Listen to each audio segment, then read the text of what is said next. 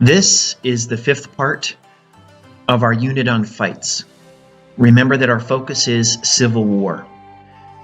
It's difficult to talk about civil war without understanding that there are other influences on a country that are international.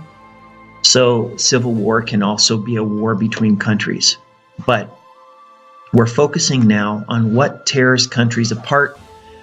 And it's a part of this process that began, honestly, with the building of empires, and then revolutions, post-colonialism, and then the instability that is created through the recovery that countries try to experience after another empire has dominated them and now leaves, creating a vacuum.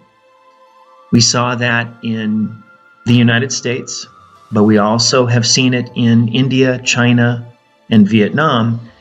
And now, finally, we're going to talk about Africa. Now, having Africa as the last unit, I don't want that in any way to imply that Africa is less important. If anything, Africa is the future. The resources of Africa and the fact that Africa is just getting started in emerging from the colonial era, those factors point to a future where Africa will be a very important continent. It'll be a very important part of the world. And it always has been. It's just that usually American students don't learn much about Africa. And that's why it's a part of our video series. So let's talk a little bit about Africa and the factors that have created, sometimes have created chaos. At the very least, they've created conflict. So we're going to actually begin our unit here, and I'm calling the unit Might Makes Wrong, reminding us that a lot of times people try and force their way, and they try and force others to agree with them, and it creates civil conflict or civil strife, civil war.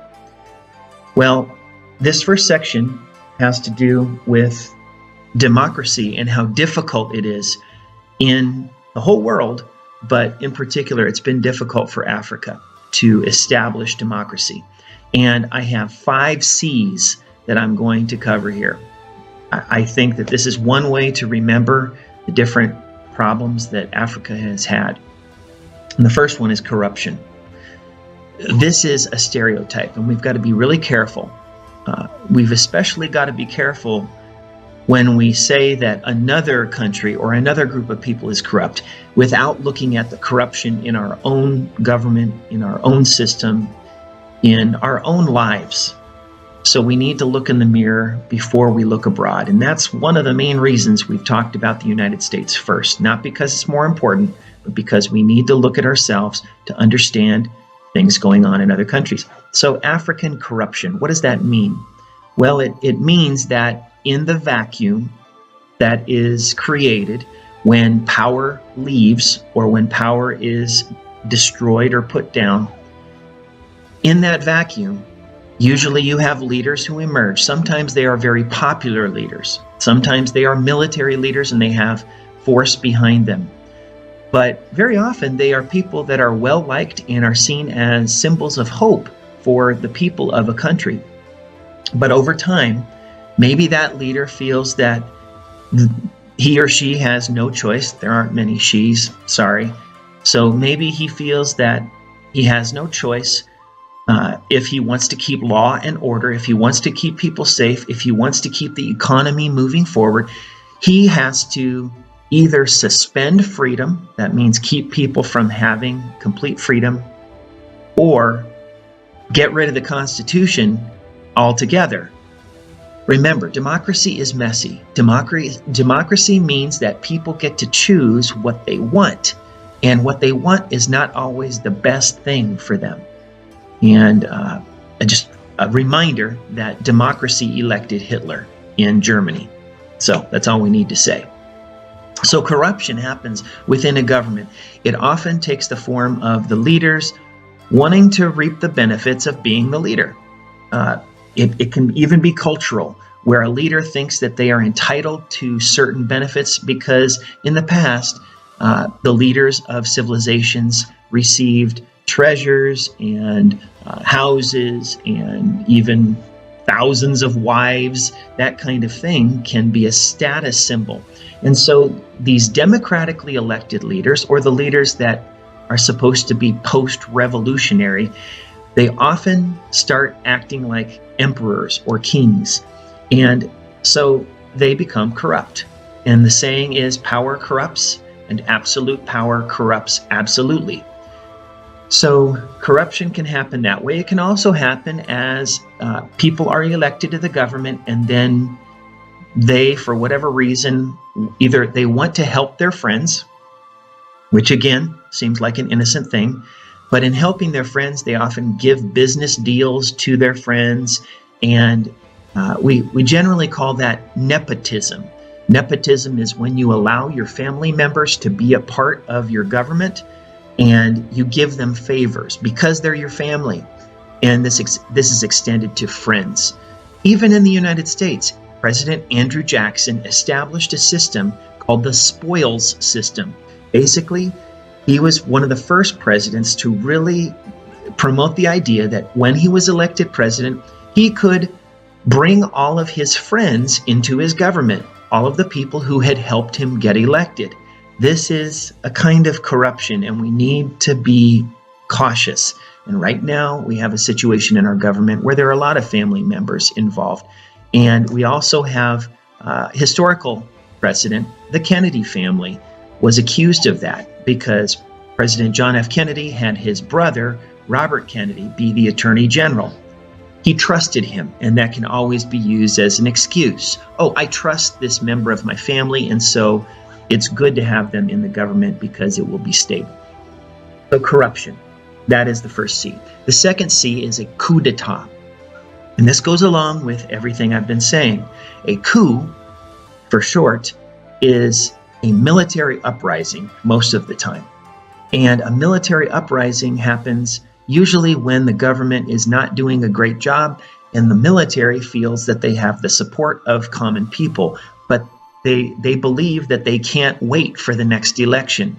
And maybe the president or the government has control of the elections. And so elections have been corrupt. That's one I didn't mention, the fact that you have elections that it seems like democracy, but it's actually corrupt. And so you have a coup d'etat. Now, Africa has been known for its coups over the decades. Remember the Year of Africa in 1960? Well, since then, the statistics show that Africa has experienced, on average, 4 coups a year.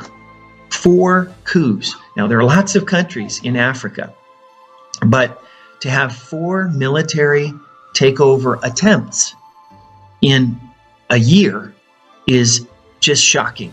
And so that means it's about 40 per decade. Okay, if you look at the big picture. So maybe some years you have more peace, but then other years you have more violence and chaos. So coup d'etat, it's a French word, and it means to overthrow the state, essentially. And this is important because it's happening today. In Gabon, there was a coup attempt just this past Monday. And this is, again, it's shocking because it happens so frequently. The coup in Gabon was put down, but there were people killed, and it's just a reminder that the government is not something you can take for granted. In addition, we've had discussions this past week about a coup within our own country. And that's a very powerful accusation. If somebody says this is a coup, it reminds us of all these military takeovers in other countries. And we have to be careful. If we use that word in our own country, in the United States, we are saying that the military is not under control by our Constitution. And we kind of pride ourselves on stability. We should pay attention when people make those accusations, but we shouldn't believe them because that's a term that's used to make people get all excited and riled up politically. The third C is conquest. This is the story of the ages, right? It's always happening. It can happen where There is a dispute over territory. We've already talked about Kashmir between Pakistan and India. And if countries have disputed a territory and then one country gets tired of negotiating or gets tired of the way things are or becomes more powerful, they can try to take over that territory in a military attack. It's conquest. It's honestly, it's not fair to think of this as something that only happens with a certain group of people. And remember, the British Empire was all about conquest. And empires throughout the years, the Roman Empire, the Ottoman Empire, they were attempting to add to their resources. And sometimes they wanted more populations to, sometimes for slave labor back in the ancient days and even today. I want you to know that conquest happens, though, through economics, through globalization. So what you've got in Africa is a lot of very cheap labor. And the same is true in Southeast Asia, at least it has been, and South Asia. And so if we look at the products that are made today, T-shirts, if we read where it's made, we often come to understand where the cheap labor is. And it's very difficult because globalization has brought some wealth to people who didn't have wealth. It has raised the standard of living for some people. But it has also made corporations hugely powerful. People are talking today about Amazon, but 20 years ago it was Nike. It was companies that were using cheap labor. 20 years ago with Nike, it was sweatshops in Southeast Asia. A sweatshop is basically a factory where products are being made, usually textiles or something like that. And the people are sweating because of their labor and their terrible lives. They're working so long and they're getting paid almost nothing, like slaves. So we need to be paying attention to that kind of conquest as well. The fourth C is civil war. And we could have said conflict, but I want to just make sure we're anchored in the theme of our unit. Conflict within a country is called civil war. Now, civil should mean that you get along. If you are civil towards someone, you get along, and it comes from civitas, the idea of civilization, that you work together to build up a country. But when you have civil war within the group that's supposed to be working together, you have differences of opinion. You have sometimes you have differences of income, rich people and poor people. There are ethnic differences. So you can have people who are just different because of their race or their religion. And so there are many, many reasons for civil war.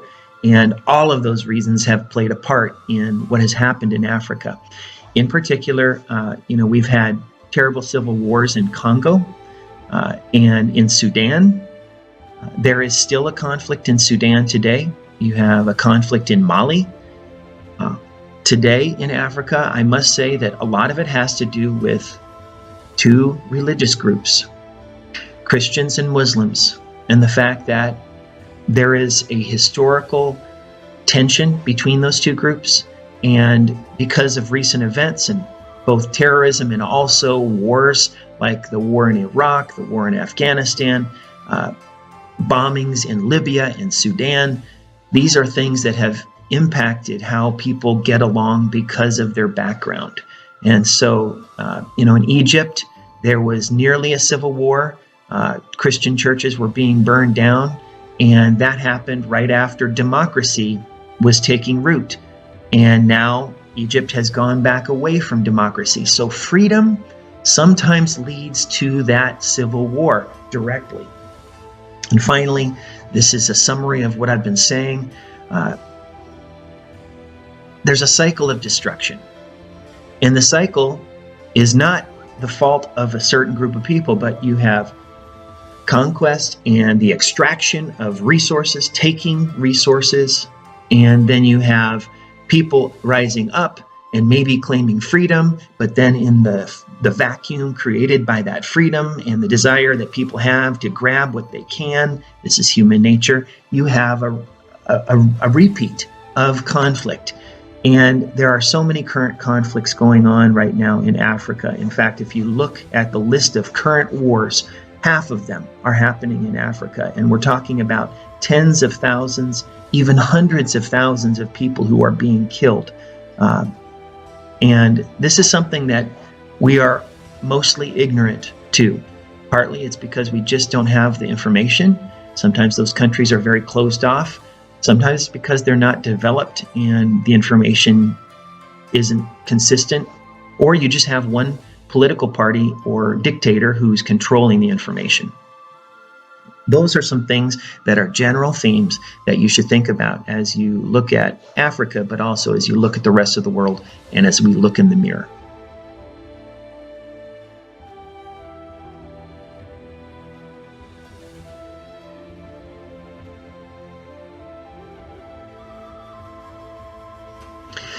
I'm resisting my urge to give too much detail, but there are some things that I want to talk about that generally relate to the northern part of Africa. You know that we have North Africa, then we have the Sahara, then we have the Sahel.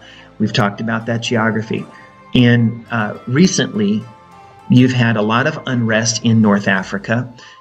There was the Arab Spring, which created the hope of democracy across North Africa, but in many places that didn't work out very well, and it created huge numbers of refugees who were fleeing the wars and the conflicts in their countries.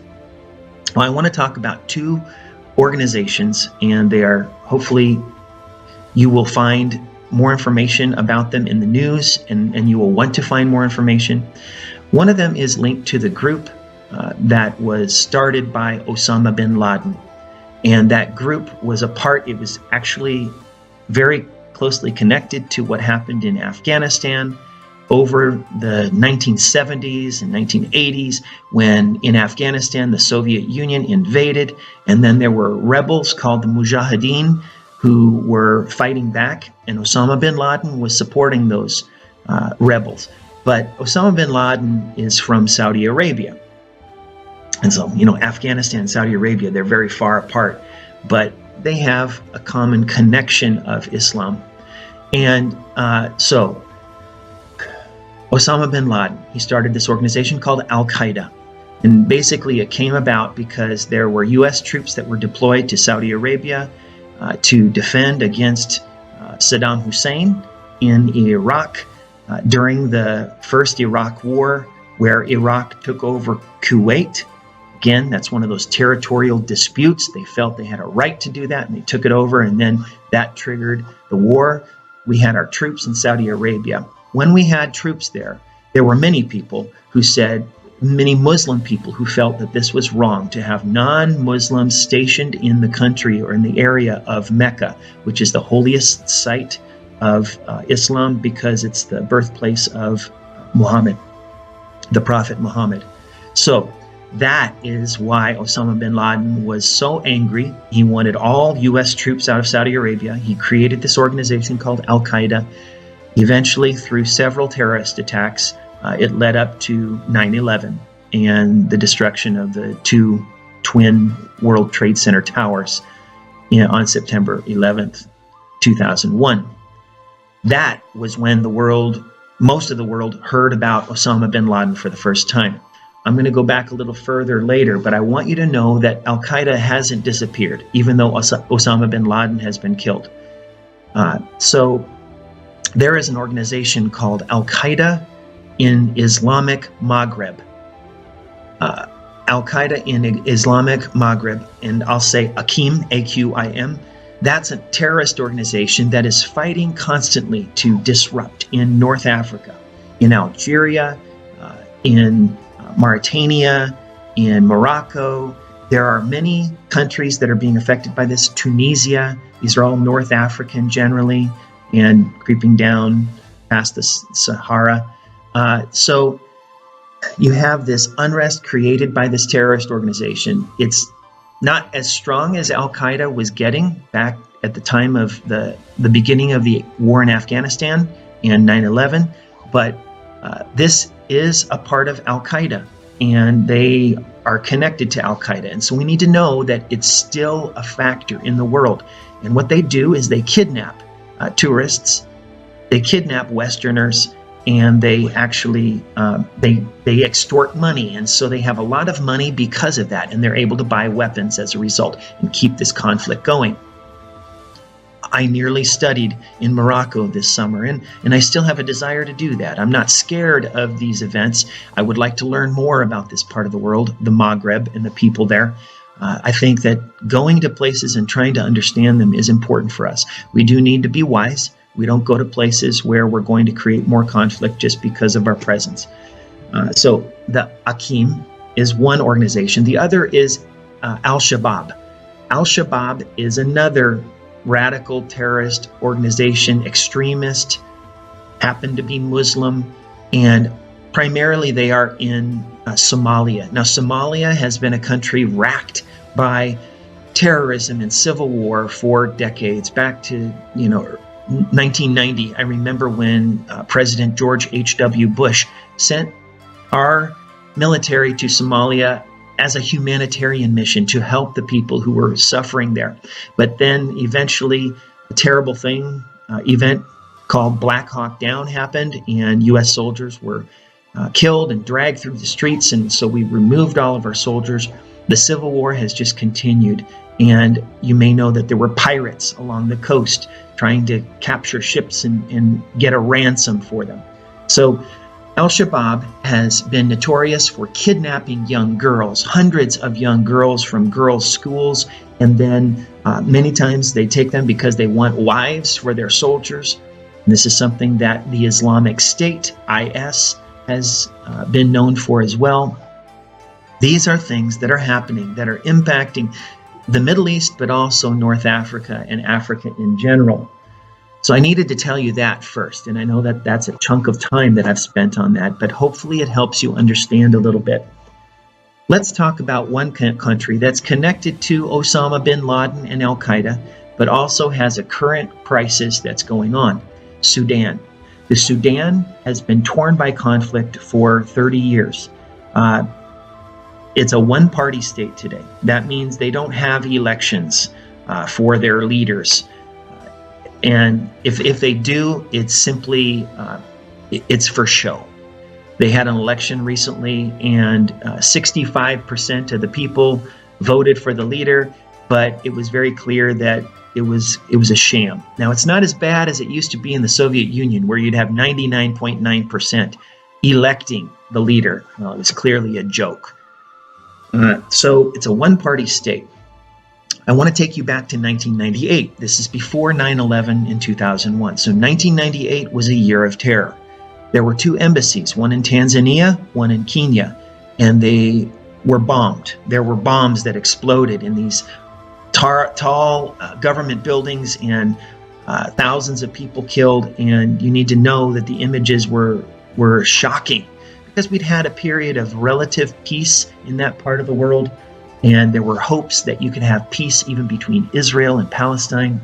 But there was terror in Tanzania and in Kenya, and then shortly after that, the U.S. government felt that it was striking back against terrorism, and so President Clinton fired cruise missiles from off the coast in the Mediterranean. They fired cruise missiles to Sudan, and it was an incredible thing because it was such a precise attack. I think there were 15 cruise missiles that were fired to destroy this factory that was owned by Osama bin Laden, and the idea was he was creating chemical weapons. And the U.S. government said, we can't risk it, we have to attack it, and it was seen as an attack in response to what happened with the embassies in Kenya and Tanzania. Well, from what we can tell, it was only a medicine factory. And some people wonder if this was an event that eventually led to 9/11 because Osama bin Laden wanted revenge for what had happened in Sudan. Then again, we know that Osama bin Laden was creating al-Qaeda. He was building his army in Sudan and in Afghanistan, and it continued. into what we have is the Afghan war right now, where the Taliban was supporting Osama bin Laden. Now, the leader in Sudan is Omar al-Bashir. Omar al-Bashir, and sometimes we just say Bashir, so I'll say that. Bashir is a dictator, and he was a general who came to power in 1989, but since then he has basically been committing genocide. Genocide is when you try to murder, like homicide, an entire race of people. That's where we get the gene part, genocide, murdering a whole group of people. And he's done this in a region called Darfur. Darfur is a region in the south of Sudan, and basically he feels he's justified. It's a civil war, and he feels that he can go in and he can do what needs to be done to keep the country as one. Imagine if the Union had done this in the Confederacy, had gone down and started killing everybody, women and children and elderly people. We would see that as an atrocity. So Bashir is the dictator, Darfur is the conflict area, and recently there was a referendum. That means that the people do get to vote. And the south of Sudan broke away to be an independent country. Now, Bashir is not happy about that, and so there is conflict still in that region and in South Sudan. So Sudan is one of the main conflict areas, along with Mali and Burundi. Those are terrible conflict areas that are taking place. Sudan has also harbored fugitives from other areas, as they did with Osama bin Laden. Today, there's a man named Joseph Kony. Now, in 2012, there was a video that was produced called Kony 2012, and it was all about the fact that this man, he claims to be a Christian. His army is the Lord's Resistance Army, and he was fighting in Uganda to overthrow the government of Uganda. And he basically said that God wanted him to do this. People have compared him to another man named David Koresh, who was a cult leader in the United States in Waco, Texas, and eventually led to hundreds of people being killed because he said that he was the new Messiah. And so Joseph Kony is a similar kind of person. He says he's a new Messiah. And his Lord's Resistance Army, which is, again, in my feeling, it's an abomination to use the Lord's name that way. They have been kidnapping children and forcing them to serve as soldiers, young children, boys generally. Also, I mentioned the girls being captured and become wives. And so these are called the invisible children. And it is a crisis that has not ended. Joseph Kony is still on the run. And there's a sense that he's in Sudan because Bashir doesn't care what other people think. All of this conflict is leading to a refugee crisis, and people say that 25% of the 50 million people that are now refugees, in the past year, 50 million people are on the move, and 25% of them are in Africa. And this is seen in Europe as people from Africa seek to get their freedom and get some kind of better life, and they're jumping into leaky boats and trying to sail across the sometimes very violently stormy Mediterranean, and their ships sink and they die. Sometimes they're rescued by the coast guards of the various Mediterranean European countries, but it's a terrible, terrible crisis. And my friend Linda Isbell is working through East-West Ministries and is working with the people in those countries, in the European countries. She's working with the refugees to comfort them, to give them hope. And I want us to remember that this is something that is ongoing.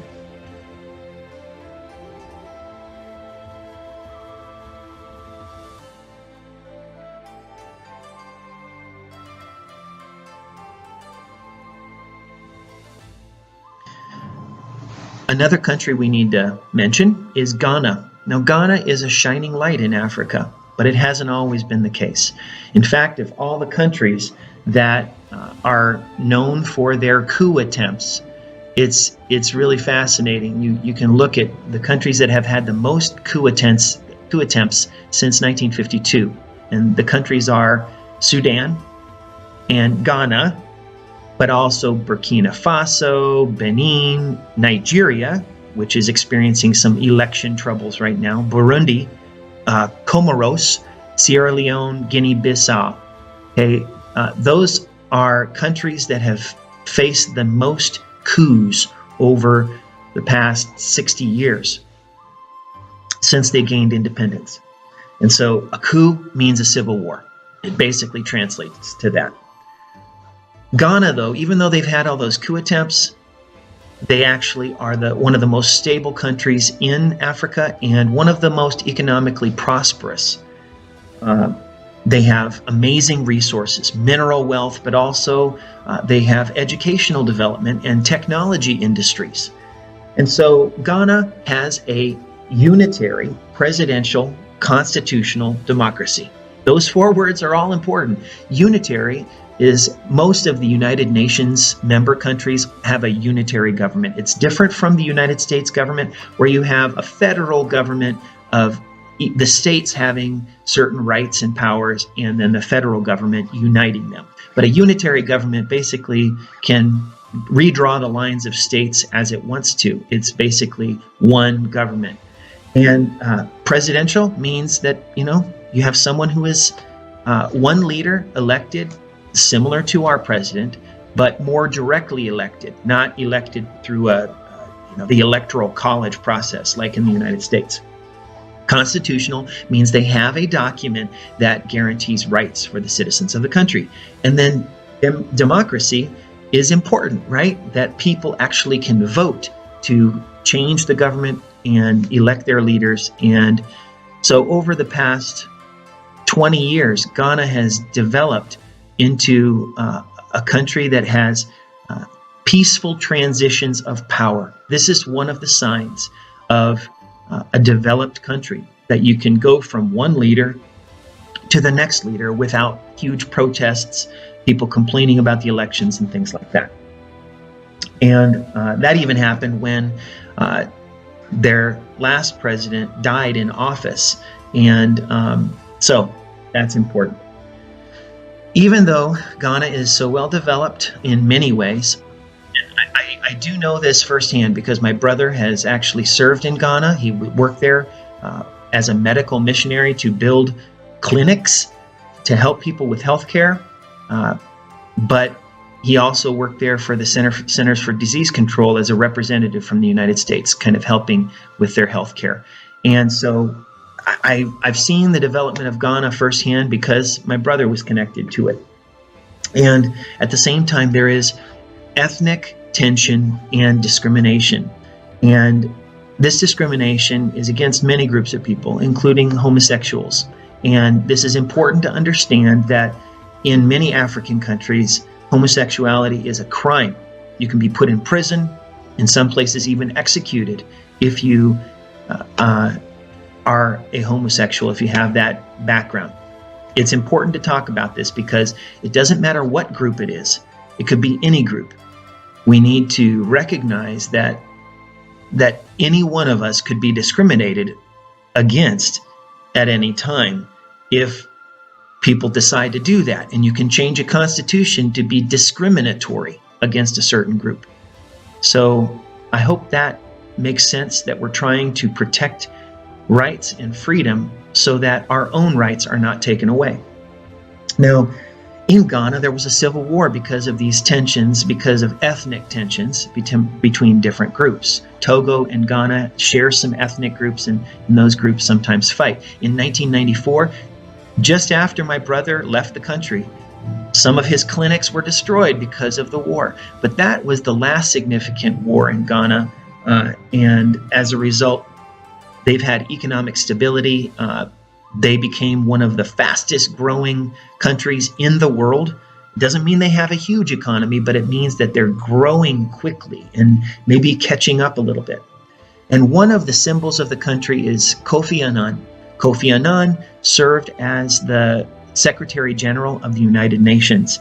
And that was a huge accomplishment, something, where you had an African statesman, an African politician who was serving in this global organization that is a step forward for Africa as a continent, and certainly Ghana as a country.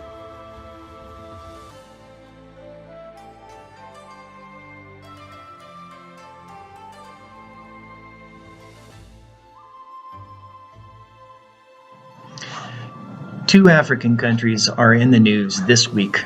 It's January 2019, February 2019, and we still have election fraud and election corruption happening both in Congo and Nigeria. And as a result, you've had many civil wars over the years in these two countries or two areas, and again, these countries may be on the verge of new civil wars. This is what happens when you have differences of ideas, different ways to accomplish your goals. One group might say that might makes right, and the other group says no, freedom makes right.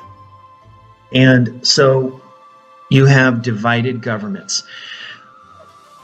Right now, the elections in Nigeria have been delayed. Right on the eve before the elections, the government pushed them back. And whenever the government does that, either they're afraid that that elections might be threatened, or the people in power are afraid that they're going to lose power through the election, and they want to buy a little time.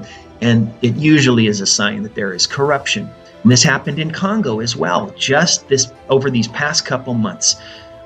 And let's talk a little bit more about Congo. We have discussed Congo quite a bit, so I'm not going to get into all the details. You should know, again, that even during the Cold War, you had Congo divided. You had Belgians in the Congo, and you had control of the country from the outside. There was one group who was appealing to the Soviet Union, and then the other group was appealing to the United States. And so it was kind of a microcosm of the Cold War. And so even today, you have two Congos. Well, we're talking about the Democratic Republic of Congo, which is formerly Zaire. And you should know that there was a massive crisis that took place because of what was happening in Rwanda. You may remember the Rwandan genocide.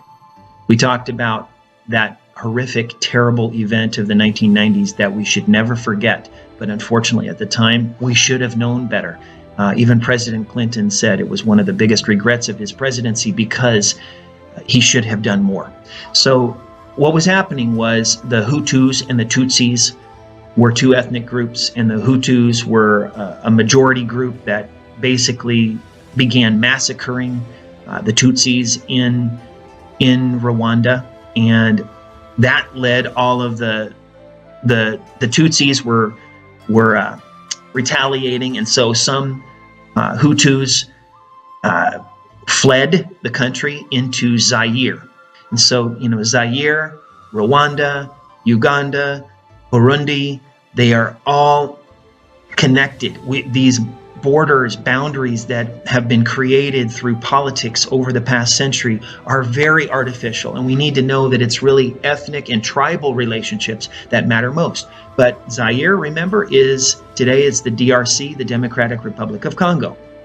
And so you have all these refugees, these Hutu refugees coming into the country. You have a situation then where Rwanda and Uganda wanted to basically retaliate for what the Hutus had done. And eventually, so the massacre happened in 1994. In 1996, you have the First Congo War. And this is basically Rwanda and Uganda and Burundi, and they are invading Zaire. And the main thing they wanted to do was get rid of the dictator, who was Mobutu Sese Seko. So Sese Seko is one of those notorious dictators we've talked about, along with Gaddafi and Idi Amin in Uganda. And so there are some really terrible people who have ruled in Africa and have been a part of this corruption and conflict and civil war cycle. So, Rwanda started it. The invasion of Zaire happened in 1996, and eventually Seko was deposed, and Zaire then became the Democratic Republic of Congo, and the leader became General Kabila. Okay, and Kabila was, again, another dictator, and he controlled the levers of government. It wasn't a true democracy. Eventually, his son took over. His son is Joseph Kabila, and Joseph Kabila has ruled for decades. And so you have, again, this cycle, this nepotism of allowing your family members to become your heirs, even though it's supposed to be a democracy. And so Joseph Kabila just recently, he ended his term and he gave up the presidency, but the elections that took place were seen as corrupt. And this is going on right as we speak.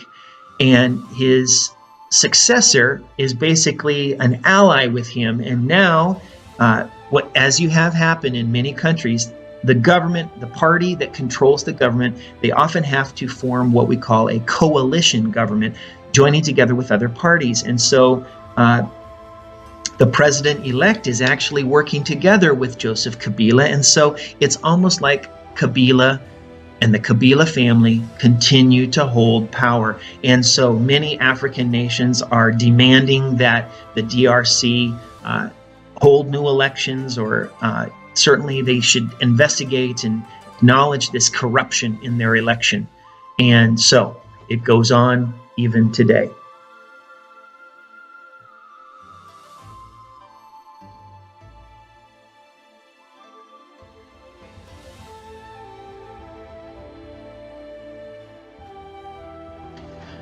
Now, finally and quickly, I can't cover everything, and Africa is always a hard one for me, but just know a lot of the unrest that is happening today, especially in North Africa, it's related to what we call the Arab Spring.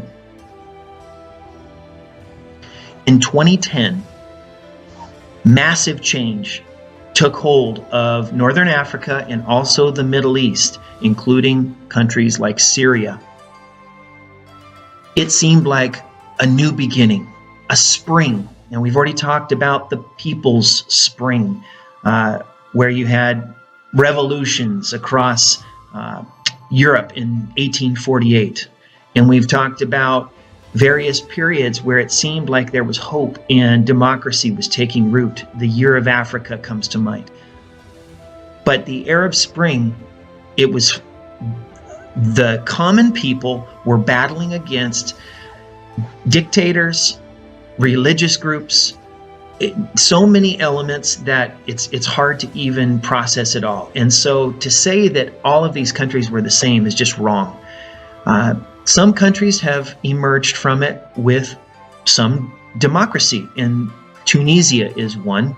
I would say Morocco has continued to develop its democratic institutions as a result as well. Egypt, though, was kind of the epicenter, and Egypt is the most populous region in the area, and it was a chance for the dictator to be held accountable for his crimes. Hosni Mubarak, he had been a military dictator, and so the common people rose up, and they did it through things like YouTube and Google, and being able to communicate with each other globally and get the word out that revolutions were happening. This was a stunningly new thing. You maybe don't understand that this is only recently that we've been able to communicate like this, showing videos of things that the government is doing on YouTube, and then getting support from countries all over the world for those revolutions. Well, it was a very complicated situation. It also involved the treatment of women within those countries, and there were revolutions, some people felt that they had freedom to do whatever they wanted to do, and that was very frightening, especially for journalists as they were covering the situation in these countries. And Egypt did get rid of the dictator and put him in prison, but the new leader basically was a part of an organization, a political party that had a long history of terrorist activity. And what started happening then is there were attacks on Christian churches. And this is a sign, not that the government was always to blame, but what the government was promoting or what the government represented seemed to be allowing these things to take place. And so it looked like Egypt might just descend into chaos.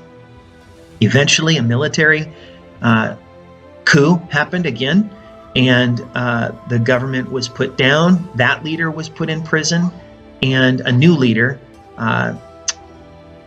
I'll just call him Sisi.